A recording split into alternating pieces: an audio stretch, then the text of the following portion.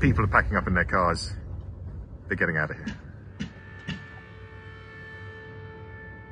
A few days before I found myself standing there on the edge of Kharkiv watching those first tank shells hit into the apartment blocks in Saltivka, my editor Louis Emanuel had asked me to come up with something to be published on the day of the war, if the war began, explaining to readers why this was happening. And I was hoping it would never be published. It was, and the answer I came up with was probably in the simple balance of power. I quote it: Russia's military is at its strongest and most capable since the Cold War. Its public finances are also in good order, and Mr. Putin may believe he is well placed to bear the costs of the conflict and inevitable sanctions. We'll come back to that in a second. The West is conversely at a moment of historic economic, military and political weakness. The Americans are preoccupied, Britain's preoccupied, post-Brexit mess, we all remember what it was like. Meanwhile, Ukraine has slowly been growing stronger. It has rebuilt its army since the humiliation of Russia's annexation of Crimea and war in Donbass in 2014.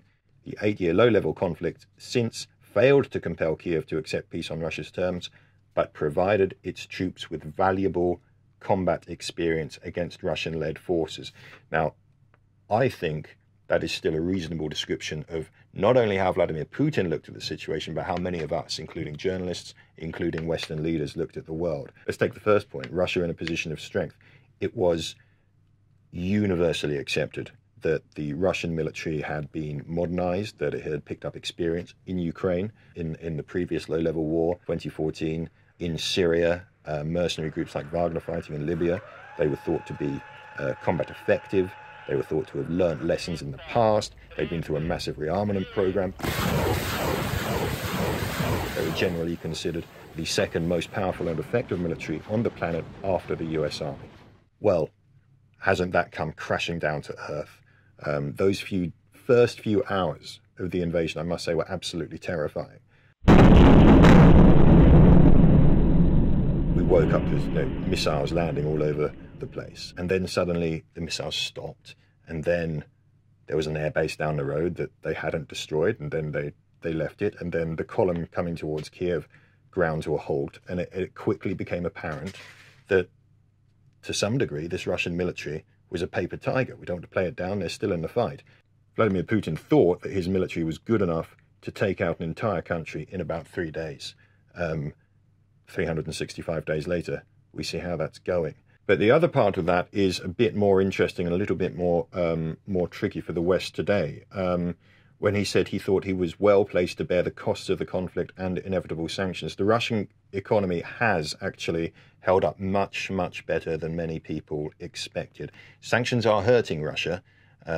There's no way you can pretend that the war hasn't affected that country, hasn't caused great problems. But actually, the Kremlin's financial and economic team have done a pretty good job of keeping the place afloat. There has not been, rampant inflation.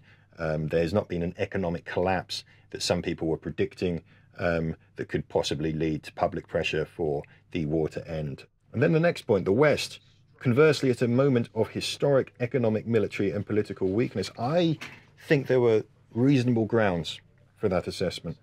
And it was striking in the run-up to the war how Western leaders like Joe Biden, like Boris Johnson, kept on saying, we're going to have this amazing sanctions package. If the Russians do it, they're going to regret it, but they could never say what it was. I put this to a senior Ukrainian diplomat who said, well, look, nothing's decided till everything's decided. And the reason you're not getting specifics is because other Western countries just are not on board. They cannot.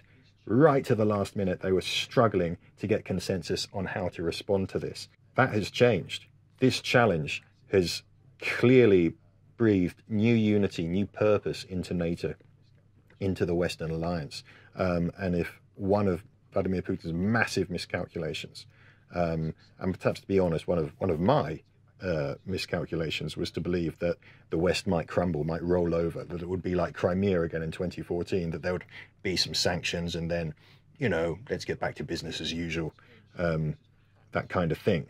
And then the last point, Ukraine's own strength. This is perhaps the most important point. I wrote 1 year ago that Ukraine had been growing stronger and was only going to get stronger, and that's why Vladimir Putin thought he had to go to war now. Well, that turned out to be remarkably true. The sheer professionalism, the fighting spirit, the effectiveness of the Ukrainian armed forces didn't just take the Russians by surprise. It also took, I think, their closest allies by surprise. I think, to be honest, they might not want to admit it. I think a lot of even American and British officials and generals were expecting Ukraine to lose this war quite quickly. It also took a lot of Ukrainians by surprise. I mean, I've had friends saying, yeah, I didn't think we'd be standing here months later.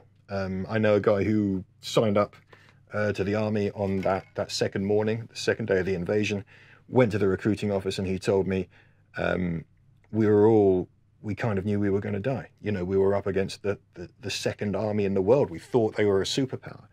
After a year, I think this analysis still holds. I think this was a pretty good account of why Vladimir Putin decided to launch the war now. But after a year, it's fascinating, isn't it, that all those assumptions that we had, that Ukrainians had about their own country, and most of all that the Kremlin had about the West and its own strength and Ukraine, have really faced the most profound reality check.